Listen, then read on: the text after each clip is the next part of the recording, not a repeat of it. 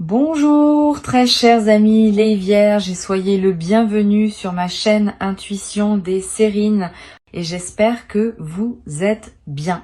Allez, c'est parti. Pose-toi une question, pas la question habituelle qu'on se pose à propos de l'argent. Une autre question. Si une somme d'argent inattendue arrivait dans ta vie cette semaine, est-ce que tu saurais ce que tu en ferais? Pas la réponse rapide qui te vient en surface. La vraie réponse. Celle qui dirait quelque chose de vrai sur qui tu es maintenant, sur ce qui te tient vraiment à cœur, sur ce que tu placerais en priorité si la contrainte financière s'allégeait soudainement. Cette question est plus importante qu'on ne le pense, parce que la qualité de ta réponse à cette question détermine en partie la qualité de ce qui s'apprête à arriver dans ta vie. L'argent qui s'approche de toi est réel, il vient. Il a une trajectoire qui converge vers ta réalité concrète et cette trajectoire arrive bientôt à son terme. Mais avant qu'il ne se manifeste, je veux te proposer un dialogue intérieur qui va te permettre de l'accueillir dans des conditions optimales. Parce que recevoir une somme d'argent sans s'être préparé intérieurement est une situation à laquelle beaucoup de personnes ne savent pas répondre adéquatement. Et le résultat, c'est qu'elles laissent filer ce qui leur a été donné sans en tirer le bénéfice durable que la situation aurait permis. Toi, tu vas faire différemment. Tu vas te préparer dès maintenant, par ce dialogue intérieur, pour que la réception soit à la hauteur de ce qui te sera offert. La première chose que je veux te demander de regarder en toi, c'est ta relation actuelle aux questions financières. Quand tu penses à l'argent, qu'est-ce que tu ressens dans ton corps? Y a-t-il une crispation dans le ventre, une tension dans la mâchoire, une légère anxiété qui s'installe, ou au contraire une certaine neutralité tranquille?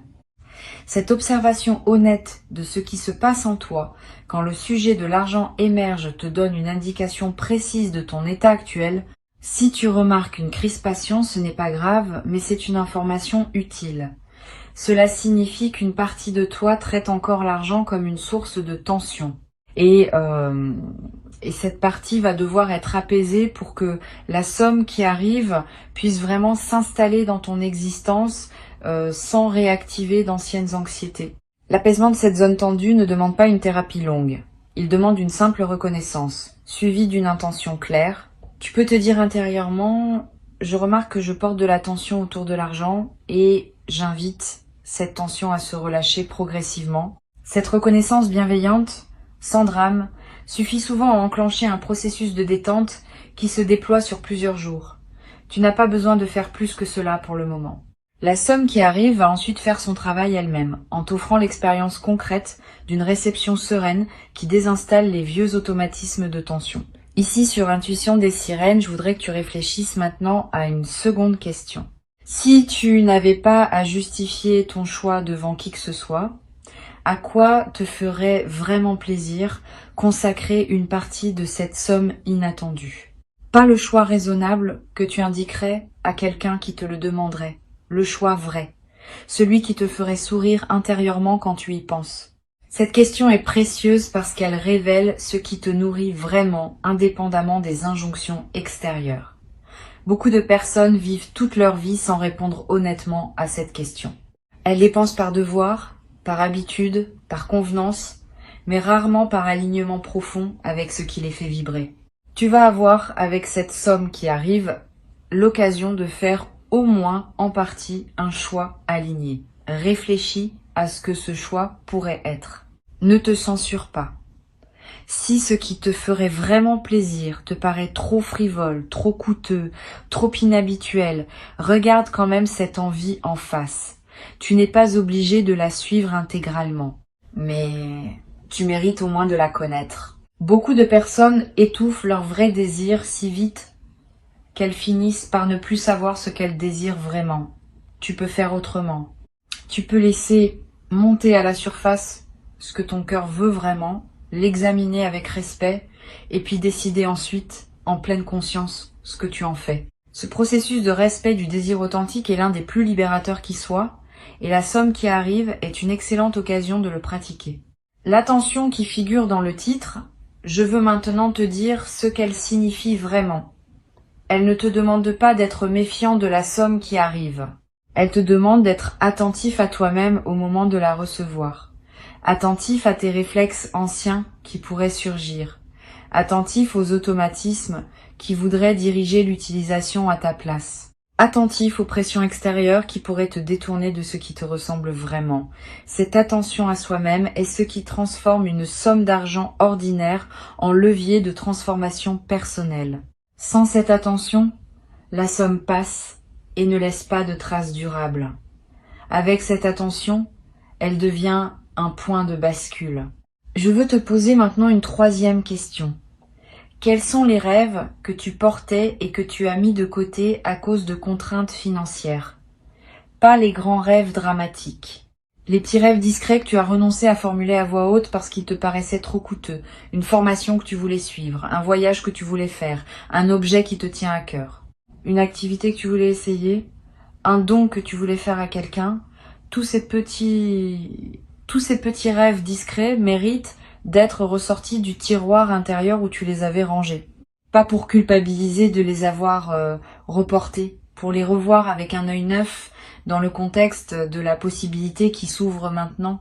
Tu vas peu être réalisé en faisant ce travail que certains de ces rêves discrets n'étaient pas si coûteux que tu le pensais. Que d'autres pourraient être réalisés au moins partiellement avec la somme qui arrive, que d'autres encore demanderaient encore un peu de patience mais sont désormais plus accessibles qu'avant. Cette redécouverte de tes propres rêves discrets est l'un des cadeaux indirects de la situation qui s'ouvre. Tu vas peu être trouvé dans cette liste une ou deux choses que tu peux désormais te permettre et qui vont enrichir ta vie d'une manière que tu n'avais plus espéré depuis longtemps. Sur Intuition des Sirènes, je tiens à préciser une chose qui peut éviter une erreur commune. Quand une somme d'argent arrive, beaucoup de personnes se précipitent pour réaliser plusieurs rêves en même temps, parce qu'elles ont peur que la somme se dissipe avant d'avoir tout couvert. Cette précipitation produit souvent une dispersion qui dilue le plaisir de chaque rêve réalisé. Mieux vaut choisir un ou deux rêves à honorer pleinement et garder le reste pour plus tard, quand d'autres opportunités se présenteront. La concentration est l'ami de la qualité. La dispersion est l'ennemi de la satisfaction. Cette compréhension simple peut transformer la manière dont tu utiliseras ce qui te sera donné. Tu vas peu te demander, quand la somme arrivera, s'il faut en parler à quelqu'un de ton entourage. Cette question est importante, et la réponse n'est pas universelle. Elle dépend des personnes spécifiques qui composent ton entourage. Certaines vont se réjouir avec toi sans réserve. D'autres vont projeter leur propre frustration financière et risquer de gâcher subtilement ton plaisir. D'autres encore vont commencer à formuler des demandes qui te mettront mal à l'aise. Choisis donc avec soin à qui tu confies cette information. Tu n'as aucune obligation de transparence totale. Tu peux garder une partie de ce qui te concerne pour toi, surtout dans les premiers temps où tu intègres la nouveauté. Je voudrais te poser une quatrième question. Quelle partie de cette somme te ferait du bien à long terme plutôt qu'à court terme? Pas par devoir d'épargner. Par souci de prolonger l'effet bénéfique de ce qui t'est donné. Une partie qui pourrait être investie dans quelque chose qui produira encore des effets dans plusieurs années. Une partie qui pourrait servir à payer une dette qui pesait sur toi. Une partie qui pourrait être mise de côté pour un projet futur que tu sens venir, mais qui n'est pas encore assez clair pour être réalisé immédiatement. Cette part orientée vers le long terme est précieuse. Elle prolonge l'effet de la somme bien au-delà du plaisir immédiat, et elle te connecte à une vision plus mature de ta propre vie financière. L'équilibre idéal, à mon sens, entre plaisir immédiat et investissement long terme n'est pas universel. Il dépend de ta situation et de tes priorités. Mais une bonne règle générale consiste à ne pas laisser une somme inattendue se dissoudre intégralement dans des dépenses qui ne laissent pas de traces. Garde au moins une part pour quelque chose de durable.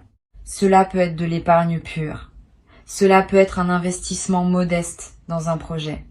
Cela peut être quelque chose que tu garderas et qui te servira pendant des années. Cette partie durable transforme l'événement financier ponctuel en construction qui s'inscrit dans le temps. Une cinquième question que je veux te poser concerne les personnes que tu pourrais avoir envie d'aider avec cette somme Y en a-t-il dans ton entourage? Si oui, fais attention à un point précis. L'aide que tu offres devrait venir d'un débordement de joie et non d'une obligation morale ou d'une culpabilité. Si tu sens, en pensant à aider quelqu'un, un élan léger, suis-le.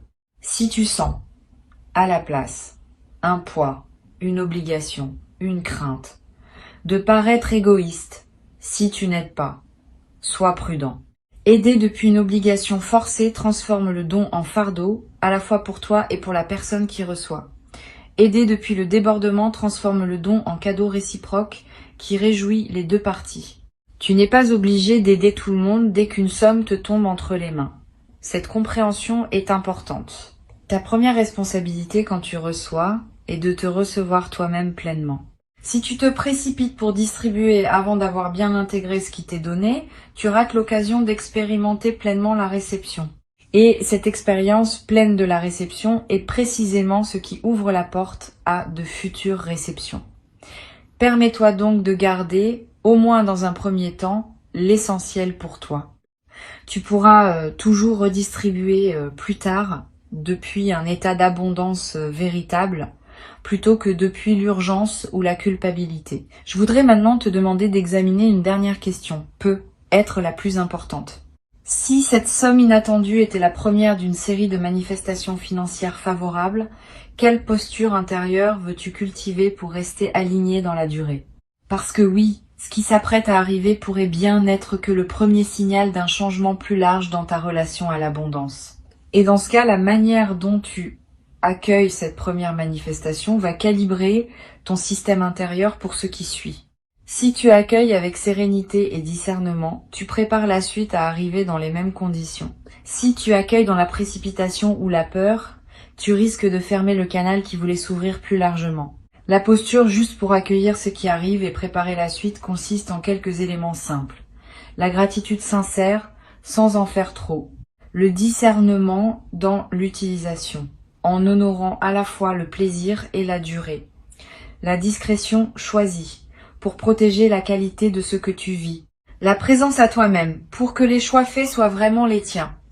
Cette posture peut sembler évidente quand on l'énonce, mais elle est rare quand vient le moment de la pratiquer. Beaucoup de personnes la perdent dans l'effervescence de la nouveauté. Toi, tu peux la maintenir parce que tu as pris le temps de la préparer mentalement avant que l'événement arrive. Tu vas peu être éprouvé au moment où la somme se manifestera, une émotion particulière qui ressemble à un mélange de joie, d'incrédulité et de calme. Ce mélange est typique des réceptions bien préparées. Tu n'auras pas l'excitation pure qui submerge et qui passe. Tu auras une émotion plus dense, plus consciente, qui te permettra de vraiment goûter le moment. Ce goût conscient de la réception est ce qui distingue les expériences qui marquent durablement de celles qui passent sans laisser de traces. Tu vas ressentir cette densité émotionnelle. Et tu vas en garder un souvenir précieux qui te servira de référence pour toutes les futures réceptions, financières ou autres.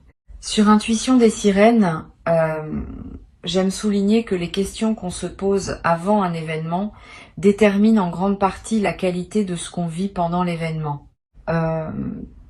Tu viens de te poser plusieurs questions importantes. Tu as réfléchi à ta relation actuelle à l'argent.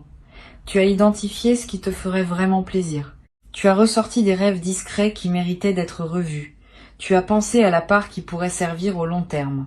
Tu as examiné la question de l'aide à apporter aux autres. Tu as réfléchi à la posture intérieure que tu veux maintenir. Ce travail préparatoire ne sera pas perdu.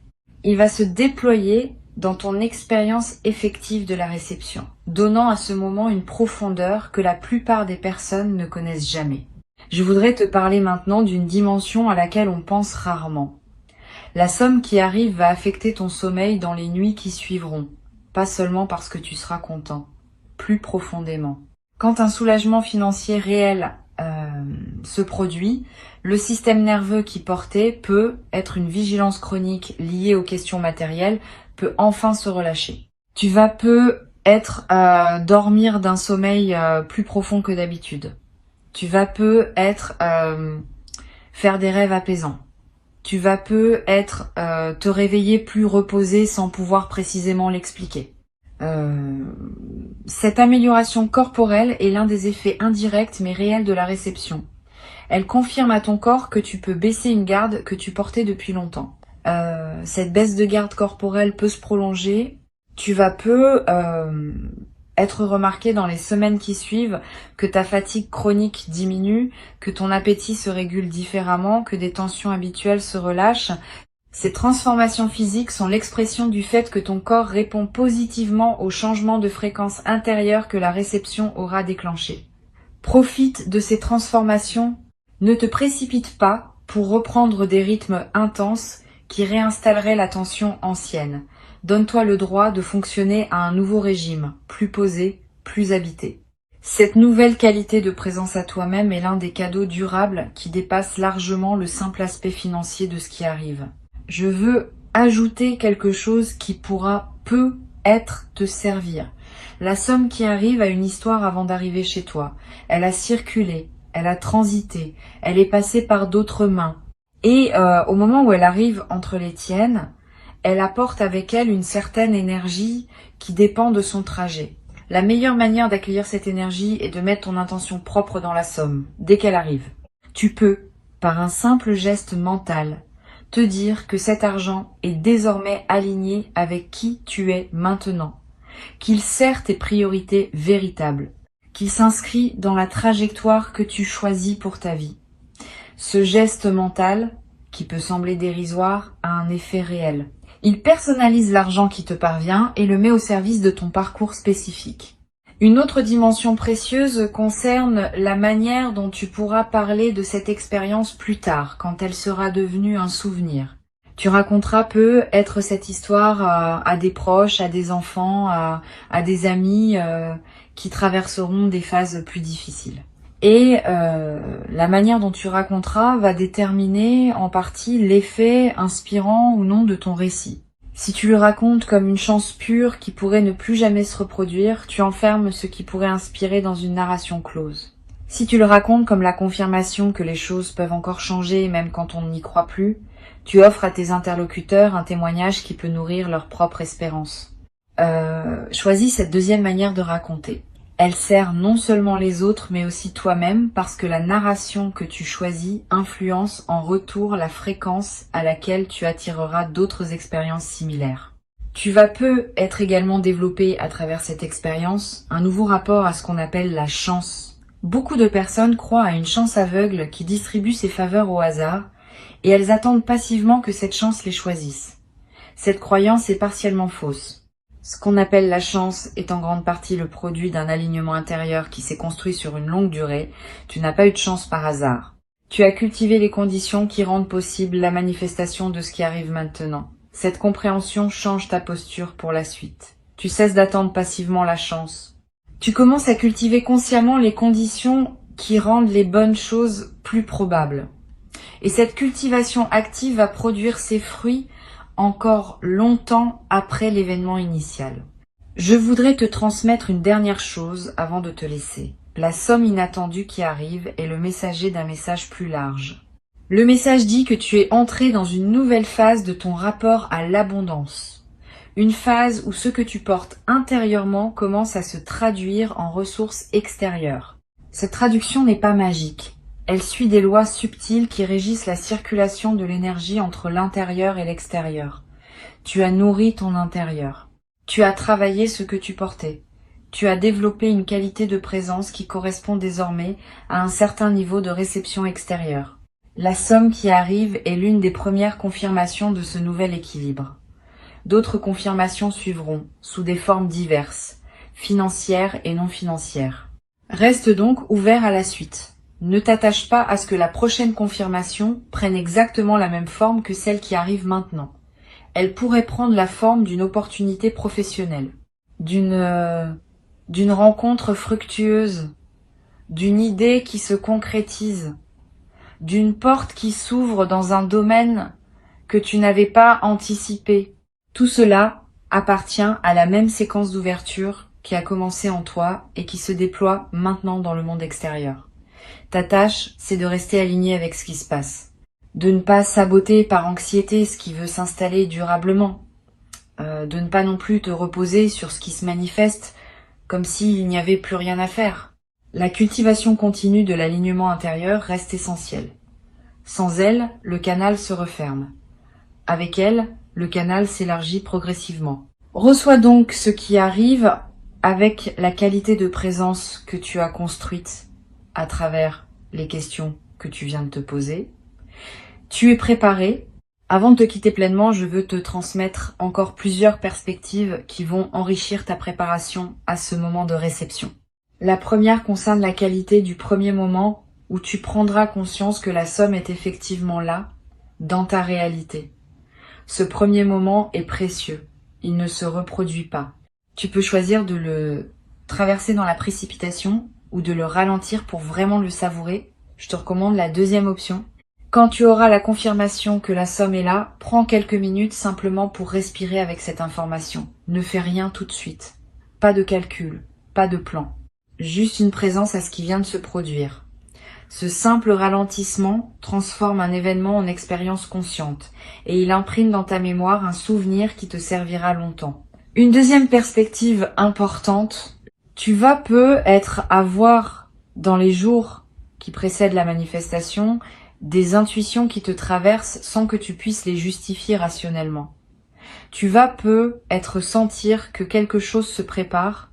Tu vas peut-être avoir des rêves qui contiennent des images d'eau, de pluie, de fleuves, qui dans le langage symbolique évoquent souvent l'arrivée de ressources. Tu vas être remarqué des chiffres qui reviennent dans ton environnement. Ne disqualifie pas ces signes, ils ne sont pas des hasards. Ils sont la manière dont ton intuition capte l'approche de la manifestation et te le signale par les canaux qui lui sont disponibles. Note ces signes si tu en remarques. Ils confirmeront, après coup, que ton système intuitif fonctionne bien. Tu vas peut-être également ressentir, à un moment précédant la manifestation, une sensation de calme inhabituelle. Comme si une tension chronique que tu portais depuis longtemps autour des questions financières s'était relâchée sans cause apparente. Cette détente préalable est un signal très fiable de l'approche de la manifestation. Ton système intérieur sait avant ton mental conscient que quelque chose va se débloquer et il commence à se détendre par anticipation. Quand tu remarques cette détente, ne la disperse pas dans des activités intenses. Reste avec elle, habite-la. Cette qualité d'attente détendue est précisément ce qui prépare la réception de qualité. Je voudrais te parler de la qualité de la lumière qui semble changer parfois dans les moments importants de notre vie. Tu vas être remarqué le jour où la somme arrivera ou dans les jours qui suivent que la lumière du soleil te paraît avoir une qualité particulière, plus dorée, plus présente, plus chargée d'une signification que tu pressens sans pouvoir l'expliquer. Cette modification subjective de la lumière est l'une des manifestations les plus subtiles des phases où la grâce se déploie dans une vie. Elle reflète le fait que ta perception elle-même est en train de s'élargir. Et cette perception élargie te permet de capter dans le réel des dimensions qui te restaient inaccessibles auparavant.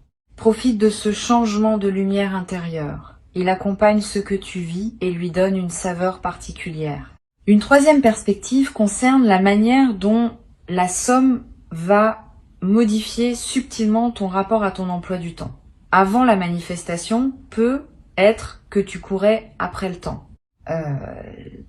Tu calculais, tu optimisais, tu remplissais chaque créneau.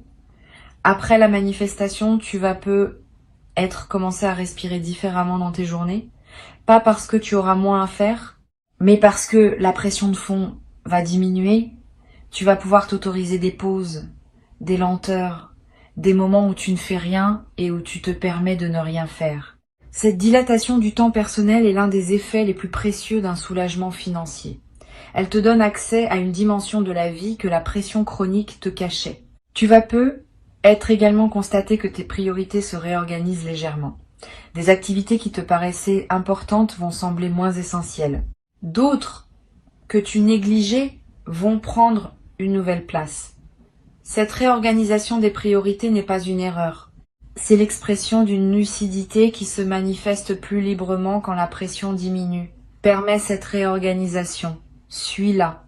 Elle te conduit vers une vie plus alignée avec ce qui te tient vraiment à cœur.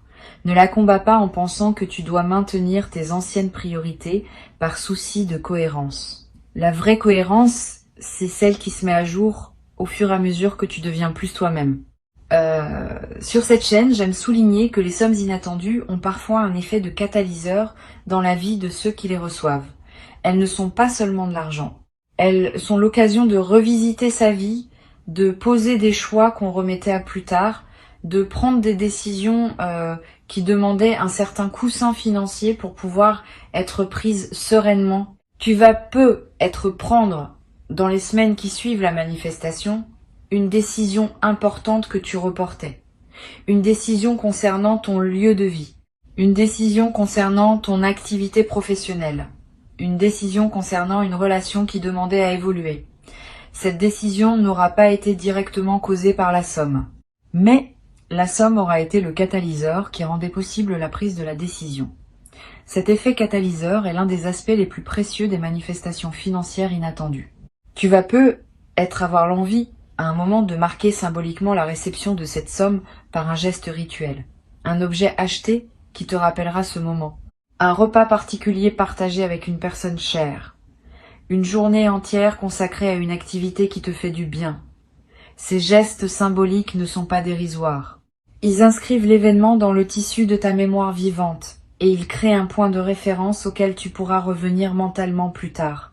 Quand tu auras besoin dans des moments futurs de te rappeler que les bonnes choses peuvent arriver, tu pourras revenir à ce moment marqué symboliquement.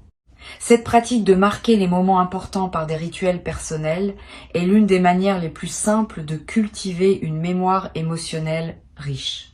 Tu vas également être commencé à voir l'argent autrement, plus largement, pas seulement comme une ressource pour acheter des choses, comme une énergie qui circule à travers toi, qui te traverse, qui peut être orientée vers ce qui te ressemble.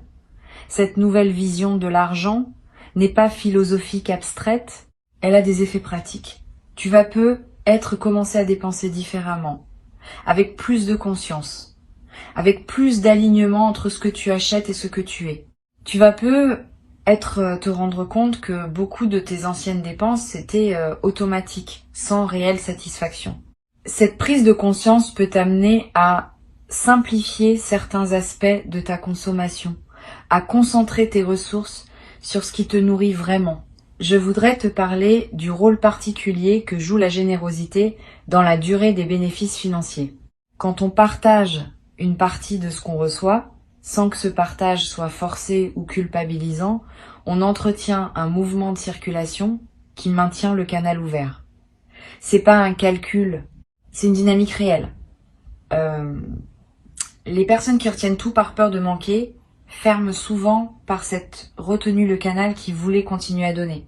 Les personnes qui partagent un peu, depuis l'abondance et non depuis la culpabilité, gardent le canal ouvert. Cette différence subtile a des effets sur le long terme. Tu peux t'inspirer de cette compréhension pour décider dans la sérénité, d'une part de ce que tu reçois, qui pourrait circuler vers d'autres personnes ou vers une cause qui te tient à cœur. Pas par devoir, par alignement avec ta nature généreuse. Tu vas être traversé à un moment dans les semaines qui suivent une phase de léger doute. Tu vas te demander si tu as bien utilisé la somme, si tu n'aurais pas dû faire des choix différents, si tu n'as pas raté une meilleure option. Ces doutes sont normaux. Ils ne signifient pas que tu as fait des erreurs. Ils signifient que tu es une personne consciencieuse qui se soucie de bien faire. Quand ces doutes surgissent, reviens aux raisons qui ont guidé tes choix. Tu as choisi en pleine conscience, au moment où tu choisissais. Tes choix étaient justes pour le moment où tu les as faits. Le fait qu'ils puissent paraître discutables a posteriori ne signifie pas qu'ils étaient mauvais. Cette compréhension te libère de la rumination inutile. Tu vas être également te demander si cette somme inattendue est vraiment méritée. Cette question est piégée. Elle suppose qu'il y aurait un mérite mesurable qui justifierait ou non ce qui te tombe entre les mains. La vraie réponse est plus simple. Tu ne mérites pas cette somme au sens d'une rémunération exacte d'efforts comptabilisables. Tu la reçois parce que tu as cultivé une disposition intérieure qui rend la réception possible. Cette disposition est elle-même le résultat de tout un parcours. Donc oui, tu as fait quelque chose pour mériter cela, mais ce quelque chose n'est pas mesurable de manière comptable. Cesse donc de te demander si tu mérites. Reçois simplement en sachant que la réception elle-même est une compétence qui se cultive et que tu l'as cultivée. Tu vas peut-être également ressentir l'envie à un moment de relire cette transmission. Reviens-y quand tu en auras besoin. Les questions que je t'ai posées peuvent te servir non seulement pour cette manifestation-ci, mais pour toutes les manifestations financières futures qui se présenteront dans ta vie. Elles forment un cadre de réflexion utile que tu peux mobiliser à chaque nouvelle réception. Cette appropriation des questions est l'un des bénéfices indirects de notre échange. Tu repars avec un outil de discernement qui dépasse l'événement spécifique qui s'apprête à se manifester. Tu sais ce qui te ferait vraiment plaisir, tu sais ce qui mérite de durer, tu sais à qui partager, tu sais quelle posture maintenir. Cette préparation va se transformer, au moment où la somme se manifestera, en une réception consciente qui honore à la fois le don, le donneur invisible, et toi-même comme destinataire légitime. Cette triple honneur est ce qui distingue les expériences financières profondes des simples transactions superficielles. Tu vas vivre une expérience profonde et tu vas en garder, longtemps après que l'argent lui-même aura été dépensé ou investi, un souvenir qui te nourrira chaque fois que tu en auras besoin pour te rappeler que les bonnes choses peuvent encore arriver dans ta vie à tout moment, dès que tu es prêt à les recevoir véritablement.